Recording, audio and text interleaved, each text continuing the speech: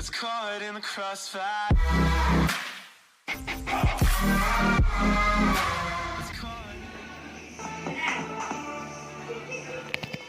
Patuloy ang pagtulong at suporta ng kapamilya actress na si Bea Alonzo sa mga frontliners. Samantala, nagkasama muli sina Angel Locsin at Richard Gutierrez sa online launch ng pelikula na kanilang pinagsamahan. Nagpapatrol, Daniel Christman.